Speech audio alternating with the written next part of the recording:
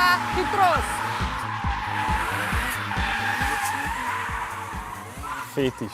Ja, to je v bistvu bolj potreba po adrenalinu.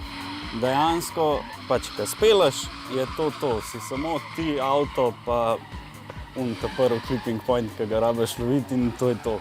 Kako zelo orgazmično je dirkanje in driftanje na lestvici od 1 do 10, da ste se poimenovali racegazmik?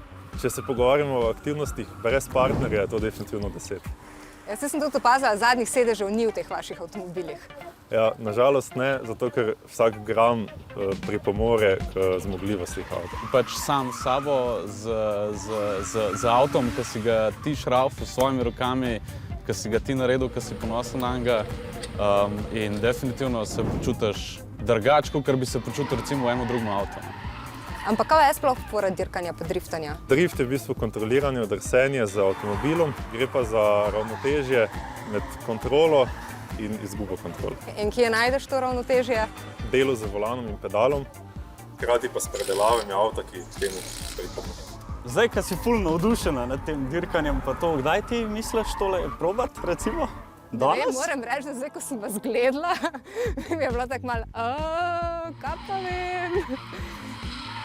A si ti prepričan, da je tale avto varen? To bomo še videla. Srečno, ljudje. Čakaj, prevezati se moram.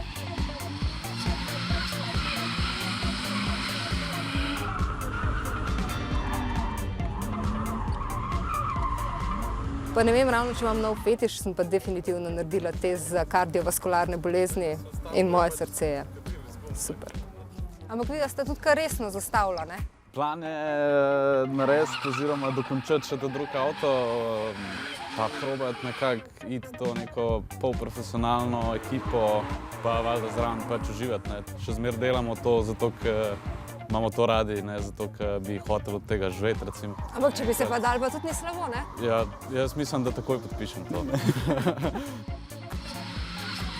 Ti naj bi bil najboljši med drifterji, ali kako? V sezoni 2019 sem v bistvu zmagal oba dva prvenstva, katerih sem se udeležil. To je pa hrvaško in pa slovensko drift prvenstvo. Za zmagami je pa v bistvu ne samo ogromno trudo, ampak predvsem veliko zabave z ekipo, ki je na našem nivoju vedno sestavljena iz najbližjih prijateljev. Andraž, čim se pa pol po cesti voziš vsak dan? Hojla! Resno? A ni dober? Mislim, ja, samo jaz sem pričakovala, dobro, solite felgne, to je nekaj, ne? Samo kje je pa zdaj spoiler, pa kakšna nalepka divja? To je na dirkalniku. Za osebni avto je tole čisto zadost. Vsak fetiš svoje mesto najde, ampak dirkanje spada samo na poligon.